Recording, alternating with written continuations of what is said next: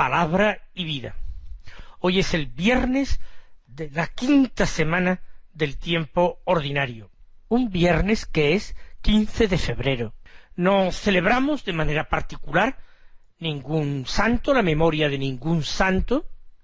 Tampoco celebramos de forma particular un aspecto concreto del misterio de Cristo. Pero nosotros celebramos que cada día el amor de Dios se derrama en nuestras almas. Cada día Él, con su infinita misericordia, derrochando sobre nosotros paciencia, comprensión, nos llama hacia Él, nos llama hacia una auténtica conversión. Y es la palabra de Dios que nosotros escuchamos y meditamos cada día, la ocasión, el medio a través del cual el Señor nos llama. El viernes es también el día penitencial de la semana. Es el día en que murió nuestro Señor en la cruz para la salvación del mundo. Por tanto, nosotros hacemos presente la cruz en nuestra vida. Reconocemos al Señor, al crucificado, presente y sufriente en cada uno de los propios sufrimientos, en cada una de nuestras pasiones. Repasamos con paz nuestra vida a la sombra de la cruz.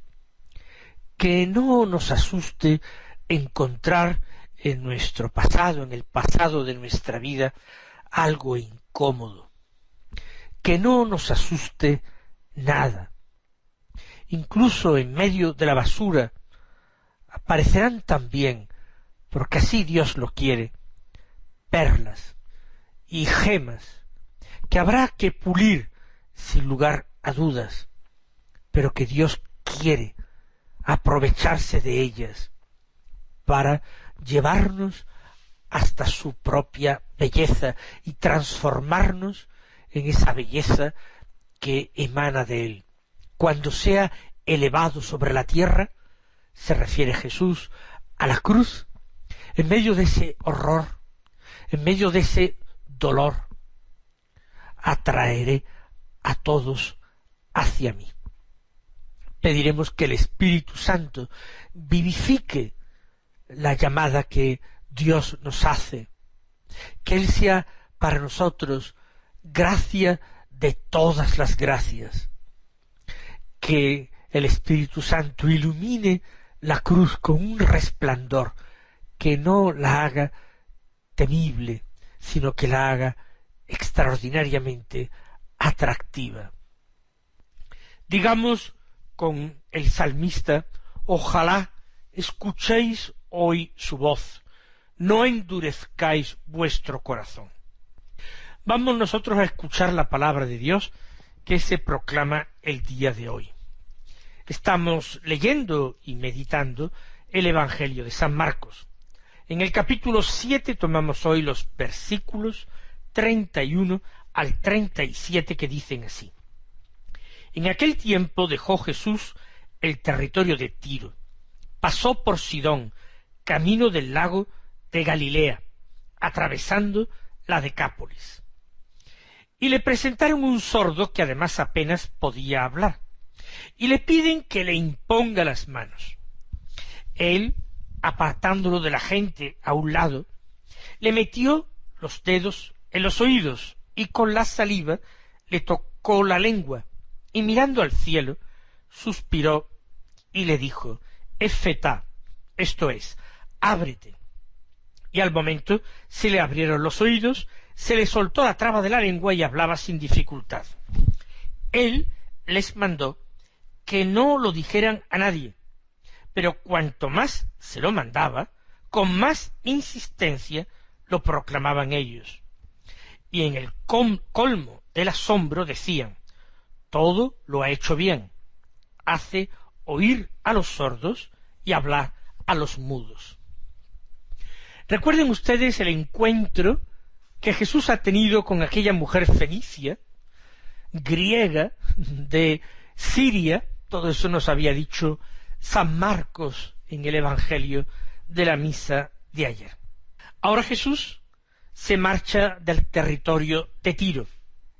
Quizás aparte de este encuentro con la mujer fenicia y de la liberación de su hija, que estaba poseída por un espíritu inmundo, quizás ha tenido esa ansiada y buscada tranquilidad para estar con sus discípulos.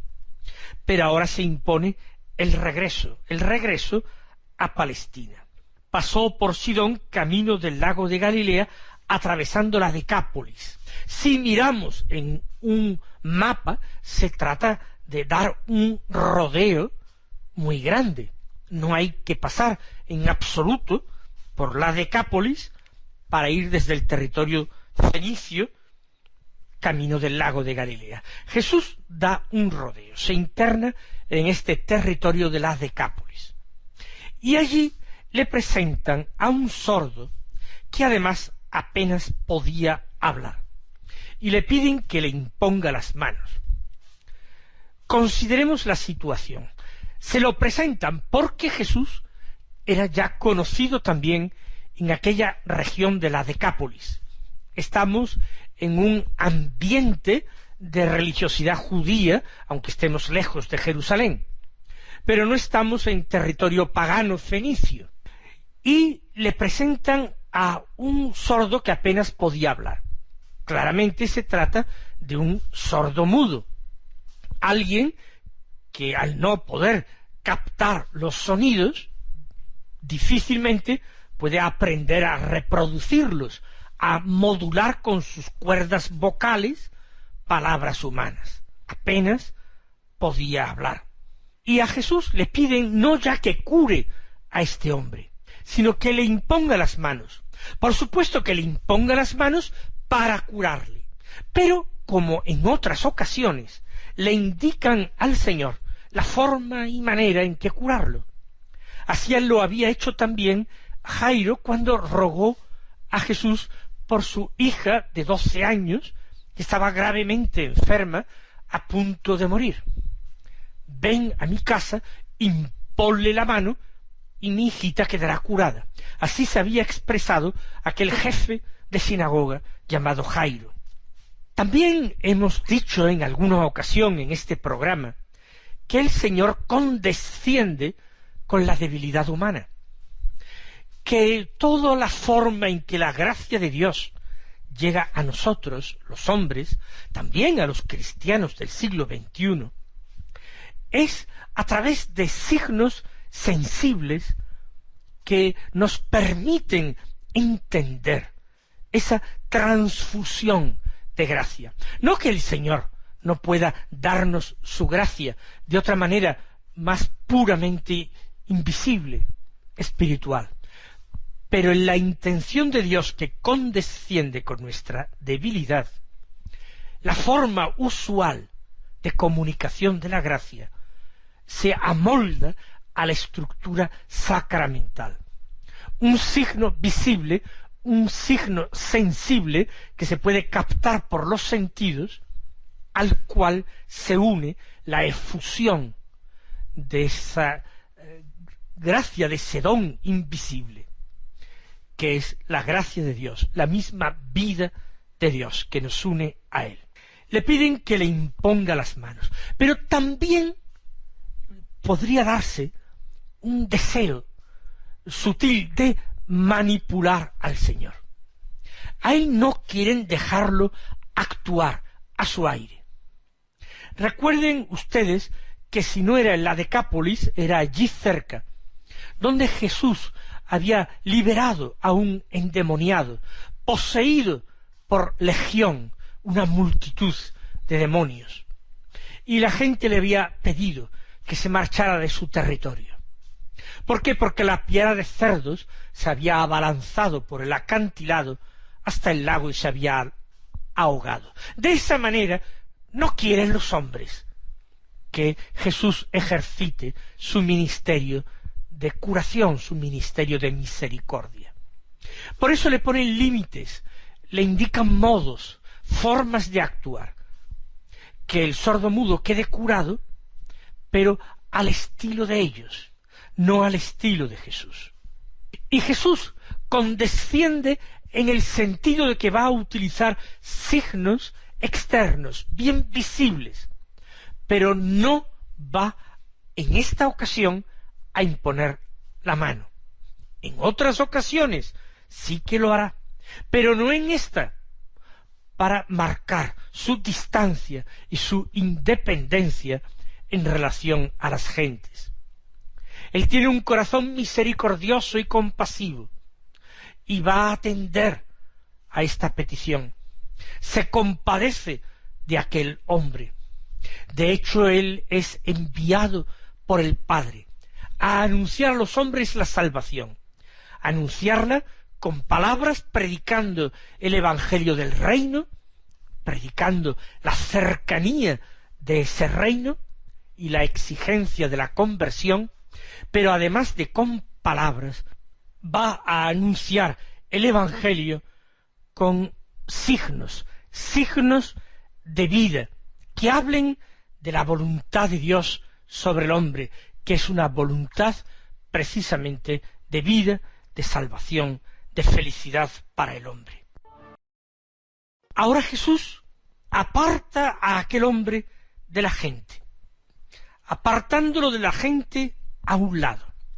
Esa distancia que quiere tomar en relación a la gente, no satisfaciendo sus deseos de que Jesús cure de una determinada manera, sus deseos de que Jesús haga un buen espectáculo en su presencia, pues los espectadores son echados a un lado, o mejor dicho, es Jesús el que se aparta con él de la gente, y realiza un signo. Claro que sí, un signo mucho más complejo que una imposición de manos, que era un gesto de bendición, de súplica de la gracia de Dios sobre una persona.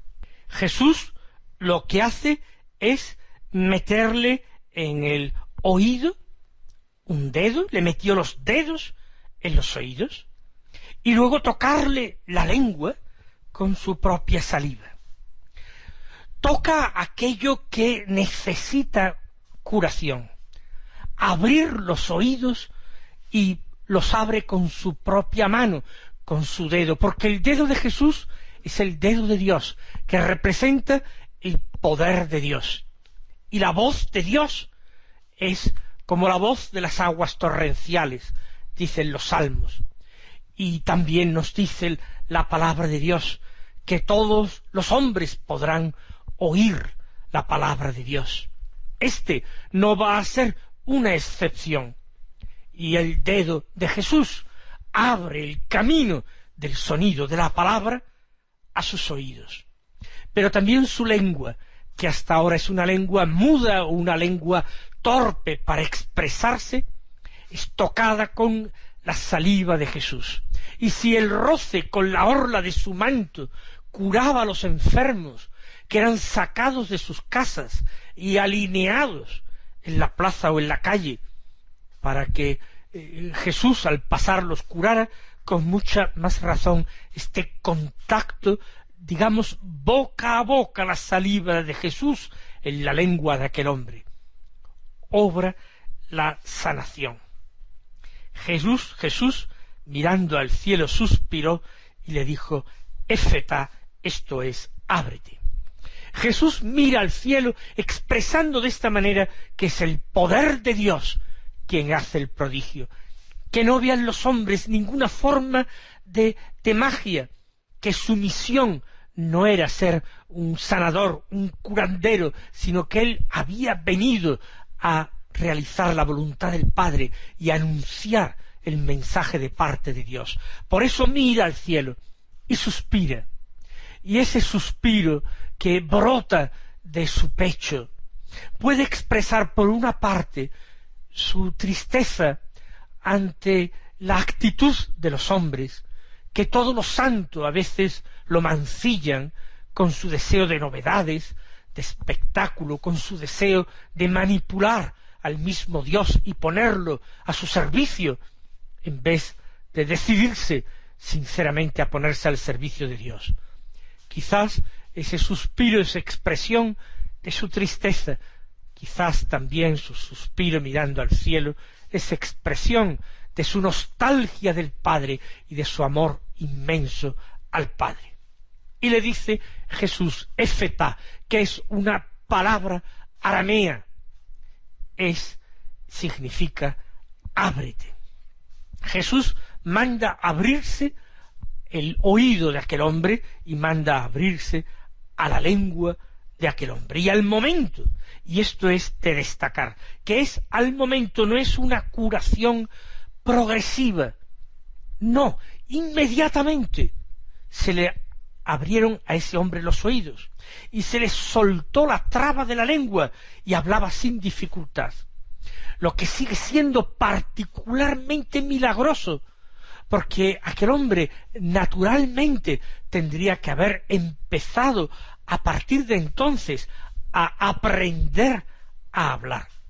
Ya sabía algo, porque dice que hablaba con dificultad, algo hablaba, pero ahora habla sin dificultad, sin necesidad de práctica, de aprendizaje, de experiencia, inmediatamente.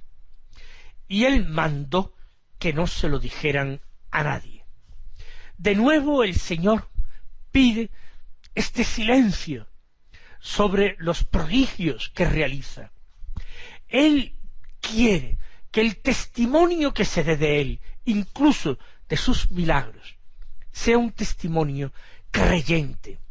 No puede dar testimonio de Jesús quien todavía no sabe quién es Jesús. No puede dar testimonio de él la persona que puede interpretar mal aquella curación y decir de Jesús algo que no conviene. De lo que no se sabe es mejor no hablar. ¡Qué sabio es esto! Nosotros con mucha frecuencia queremos dar la opinión nuestra sobre todas las cosas, como si fuéramos entendidos en todo, y sobre Dios, y sobre la religión, y sobre la Iglesia. ¿Quién se calla?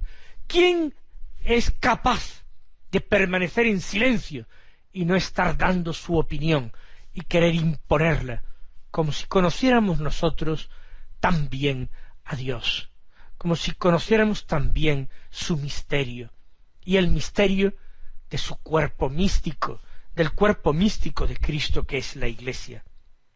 Jesús no quiere esas opiniones, Jesús no quiere esos testimonios. Jesús quiere que ante el signo cada uno medite en su corazón, profundice con la ayuda de la gracia que se le ha concedido al permitírsele ser testigo de esa maravilla, y que allí Dios vaya en silencio haciendo su obra, haciendo crecer la fe, fortaleciendo luego esta fe. Mandó que no se lo dijeran a nadie. Sin embargo, Jesús, como tantas otras veces, no es obedecido. No se tienen en cuenta sus recomendaciones ni sus órdenes. Les mandó que no los dijeran a nadie, pero ellos, cuanto más se lo mandaban, con más insistencia lo proclamaban. Hacen diametralmente lo opuesto a lo que Jesús indica. Quizás creen que es la manera correcta de actuar, pero nunca lo es. Ellos anteponen su propio criterio al criterio de Jesús. Si Jesús es un maestro capaz de realizar semejantes signos, ¿cuánto más es menester entonces tener en cuenta sus órdenes? Y ellos, nada, cuanto más se lo mandaba, con más insistencia le desobedecían. El Señor ejerce con nosotros su divina paciencia. Es uno de los atributos de Dios, la paciencia. Porque Dios ama, y el que ama es paciente, porque el amor, ya nos lo decía San Pablo en su epístola a los Corintios, el amor es paciente. Y hay que ser muy paciente para escuchar la última afirmación del Evangelio de hoy. En el colmo de su asombro decían: todo lo ha hecho bien, hace oír a los sordos y hablar a los mudos. Como si eso fuera lo único que hace el Señor bien, como si esta fuera la sustancia de todo aquello que habían contemplado, del testimonio que habían recibido, se quedan solo en lo exterior. Nosotros pedimos gracia para ahondar en su misterio, en el sentido de sus palabras, y de esta manera poder ir profundizando cada día en nuestra propia conversión. Pedimos igualmente mantener intacta nuestra capacidad de asombro. Mantener la capacidad de asombro es mantenerse joven, independientemente de los años que hayamos permanecido en este mundo. Mantener intacta la capacidad de asombro es ser personas contemplativas. Que el Señor nos conceda a todos esta gracia. Él os colme de sus bendiciones y hasta mañana si Dios quiere.